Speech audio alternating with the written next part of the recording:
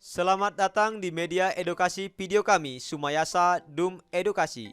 Media pembelajaran asik, kreatif, dan menyenangkan. Pada kesempatan ini kita akan belajar bersama tentang materi tematik kelas 6, tema 1, Selamatkan Makhluk Hidup, subtema 1, Tumbuhan Sahabatku, pembelajaran 4, edisi buku paket.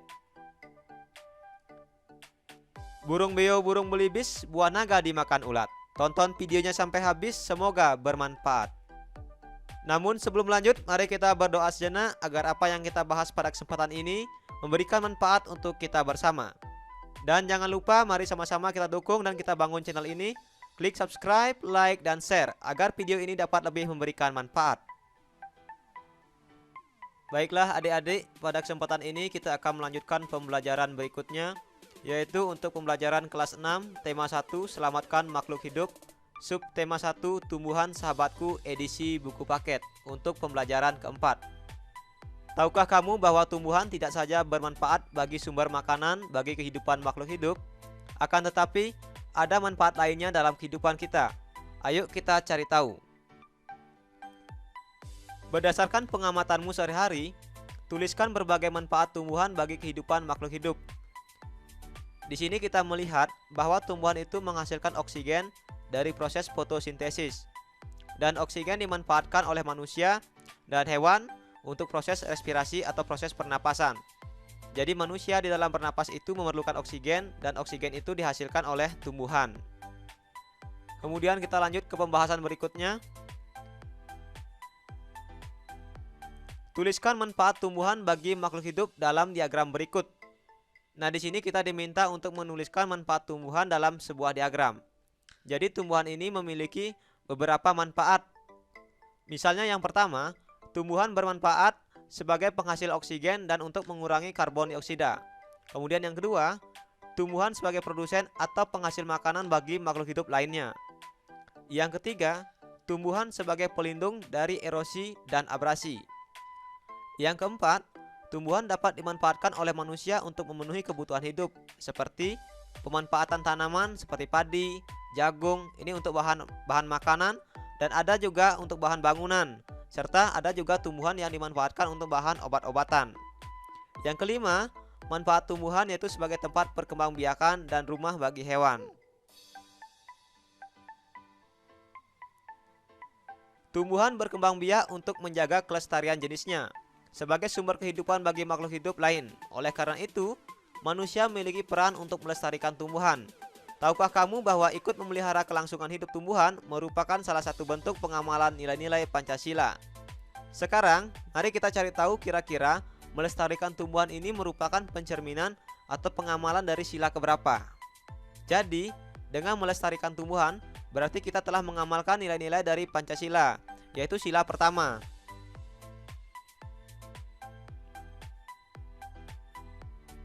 Ayo membaca. Di pelajaran 1, kamu sudah membaca teks tentang bagaimana jagung berkembang biak dan membuat catatan pada diagram. Kamu juga sudah mengumpulkan informasi yang ada dalam bentuk tulisan. Bukalah kembali diagram tentang perkembangbiakan jagung dan baca dengan seksama. Berikut adalah ide pokok dari paragraf 1 dan kesimpulannya. Nah, jadi di pembelajaran sebelumnya, pada teks yang berjudul bagaimana cara menanam jagung, kita sudah pelajari, di situ terdiri dari beberapa paragraf. Nah, di sini kita diminta lagi untuk mempelajari dalam bentuk tabel. Ada paragraf 1, kemudian ada ide pokok dan ada kesimpulannya. Jika kita baca, pada paragraf 1, jagung merupakan salah satu tanaman yang dijadikan bahan makanan pokok di berbagai daerah, juga di Indonesia. Contohnya, penduduk Pulau Madura menjadikan jagung sebagai makanan pokoknya. Jagung merupakan salah satu tanaman penghasil karbohidrat yang sangat diperlukan oleh tubuh. Berdasarkan teks ini, adapun ide pokoknya yaitu jagung merupakan salah satu makanan pokok masyarakat Indonesia. Dan kesimpulannya, jagung sangat penting di Indonesia. Dari teks ini, yang perlu kita ingat, salah satu penduduk di Indonesia yang menjadikan jagung sebagai makanan pokoknya yaitu penduduk yang ada di Pulau Madura. Amati dan bacalah isi tabel di atas, apa pendapatmu? Nah, kita diminta untuk menyampaikan pendapat kita tentang isi tabel di atas. Jadi di sini kurang lebih pendapat kita tentang tabel di atas yaitu tabel di atas menjelaskan tentang cara membuat sebuah kesimpulan yang baik berdasarkan teks bacaan. Di mana untuk menentukan kesimpulan dari suatu paragraf, maka terlebih dahulu kita harus mencari ide pokok dari paragraf tersebut. Berikutnya ada teks dari paragraf 2. Nah, ini nanti silahkan dibaca sendiri di buku paketnya bagaimana ide pokoknya dan bagaimana kesimpulannya. Silahkan dibaca di buku paketnya. Kita lanjut lagi. Dapatkah kamu menemukan cara membuat suatu kesimpulan? Apa ciri-ciri kesimpulan yang baik menurutmu? Nah, dalam membuat kesimpulan, itu ada ciri-ciri bagaimana kesimpulan itu dikatakan baik dan bagaimana kesimpulan itu belum dikatakan baik. Jadi, ciri-ciri kesimpulan yang baik itu yang pertama, kalimat yang digunakan mengandung intisari dari teks tersebut. Kemudian yang kedua, pesan yang disampaikan dari pernyataan yang khusus ke pernyataan yang umum. Kemudian yang ketiga, kesimpulan yang disampaikan dengan kosakata baku harus jelas dan tidak berbelit-belit. Ini adalah beberapa ciri dari kesimpulan yang baik. Ayo berdiskusi.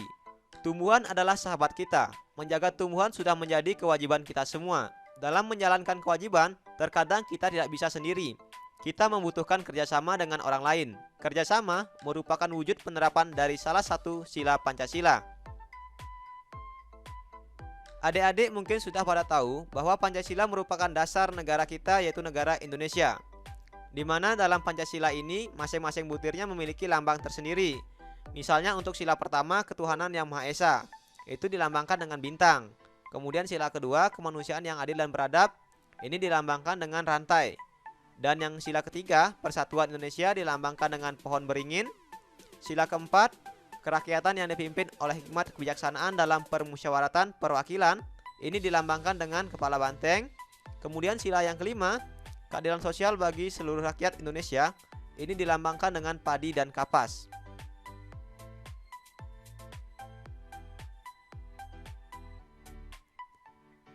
Amati kedua gambar berikut. Nah, di sini ada dua buah gambar. Tuliskan isi cerita masing-masing gambar di atas. Jadi jika kita lihat pada gambar pertama itu kita lihat anak-anak yang sedang melakukan kerja bakti. Kemudian pada gambar kedua ini menceritakan tentang anak-anak yang sedang berdiskusi.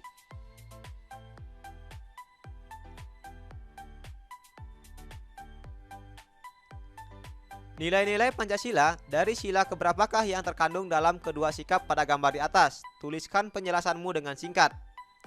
Jadi dari kedua gambar itu, gambar yang pertama yang menceritakan anak tentang bekerja bakti atau gotong royong, ini kira-kira pengamalan sila keberapa? Nah, untuk gambar yang pertama, ini mencerminkan nilai Pancasila ketiga, yaitu Persatuan Indonesia. Di dalam kerjasama, itu merupakan pengamalan dari sila ketiga, Persatuan Indonesia. Kemudian untuk gambar yang nomor 2, menceritakan anak-anak sedang berdiskusi, ini merupakan pencerminan dari sila keempat, yaitu kerakyatan yang dipimpin oleh hikmat kebijaksanaan dalam permusyawaratan atau perwakilan. Diskusi merupakan pengamalan dari sila keempat, yaitu bermusyawarah. Selanjutnya, carilah 3 contoh sikap dalam kehidupan sehari-hari yang sesuai dengan nilai-nilai sila ketiga Pancasila. Nah, di sini kita diminta untuk menuliskan sikap dalam kehidupan sehari-hari yang sesuai dengan sila ketiga Pancasila. Kita tahu bahwa bunyi sila ketiga yaitu Persatuan Indonesia.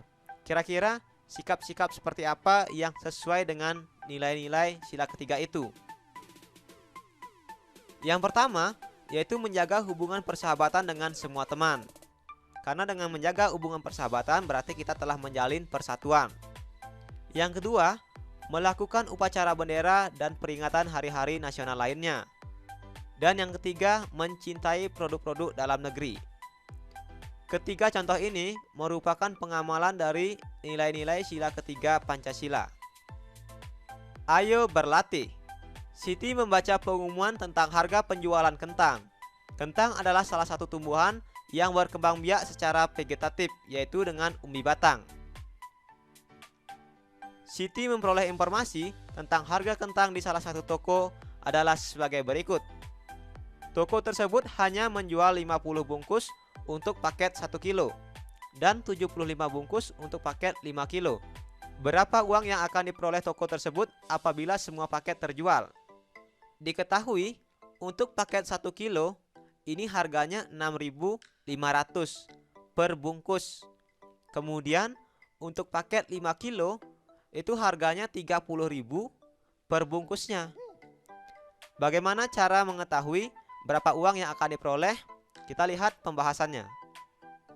Diketahui toko tersebut menjual kentang yang paket 1 kilo sebanyak 50 bungkus dengan harga per bungkus 6.500.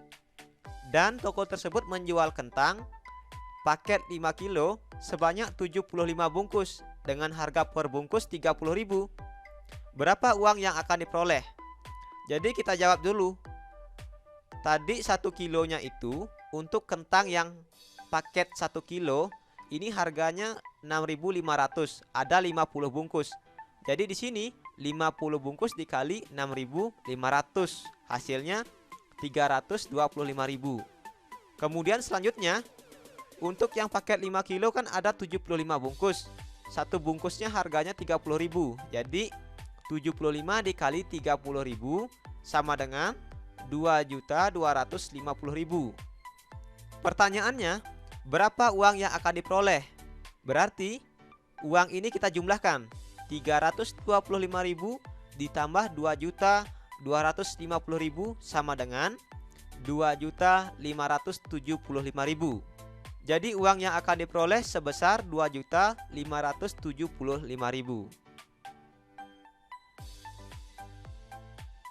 Kentang juga bisa dinikmati dalam beberapa bentuk produk. Ada yang berupa kentang goreng, kue, sambal goreng kentang, dan bahkan keripik. Berikut adalah beberapa wilayah di Indonesia dengan jumlah penduduknya. Penduduknya ikut menikmati berbagai produk makanan yang berasal dari kentang. Yang pertama ada kota Surabaya, jumlah penduduknya 2.765.487 jiwa. Kemudian kota Bandung, ini jumlah penduduknya 2.394.873 jiwa.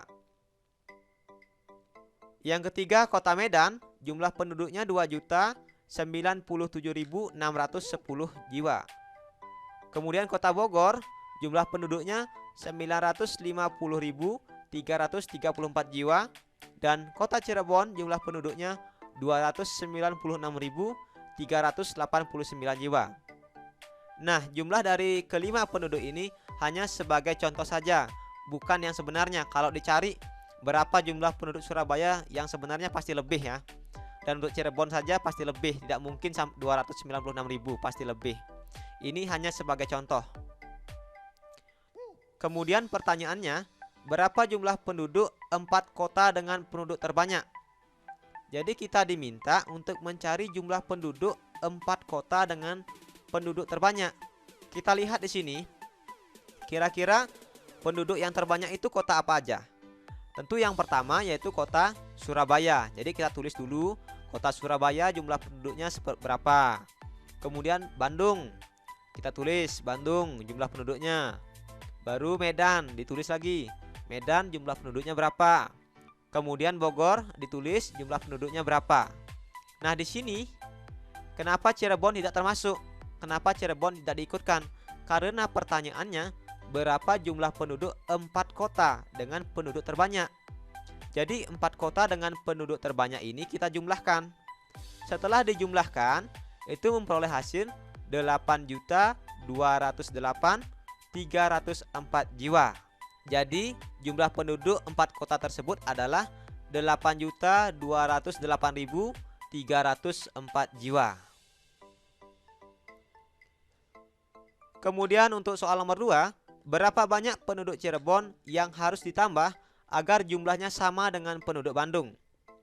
Diketahui penduduk Cirebon sebanyak 296.389 jiwa. Sedangkan penduduk Bandung sebanyak 2.394.873 jiwa. Pertanyaannya, berapa jumlah penduduk yang harus ditambah pada kota Cirebon agar jumlahnya sama dengan yang di Bandung? Nah, ibaratnya begini. Jika Bayu memiliki 2 kelereng dan Budi memiliki 5 kelereng, berapa banyak kelereng Bayu yang harus ditambah agar jumlahnya sama dengan kelereng Budi? Tentu lagi 3 kan? Kelereng Bayu ini harus ditambah lagi 3 supaya jumlahnya sama dengan kelereng Budi. Caranya dapat 3 dari mana?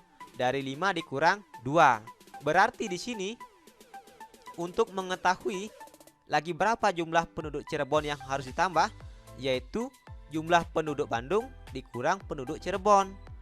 2.394.873 ini dikurangkan dengan 296.389. Hasilnya 2.098.484. Nah, jadi banyak penduduk Cirebon yang harus ditambah yaitu 2.098.484 jiwa.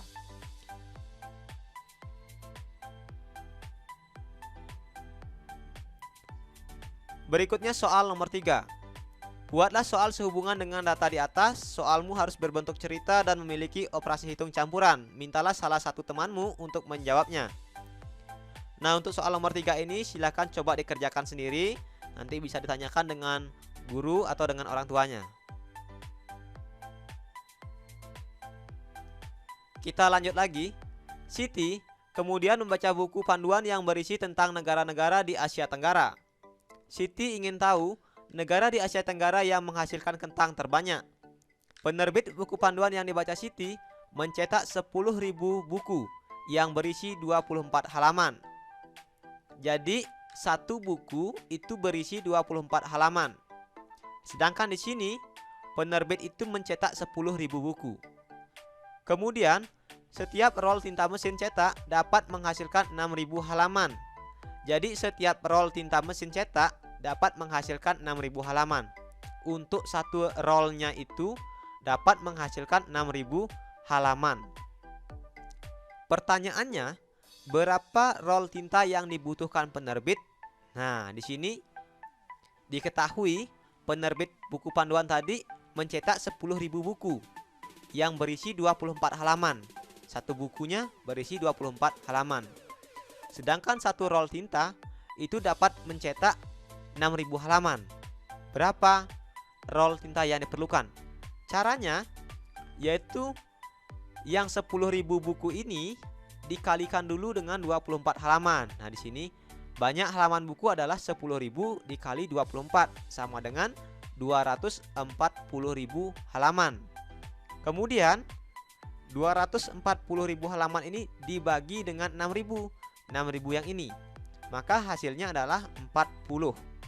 Jadi banyak roll tinta yang dibutuhkan yaitu 40 roll.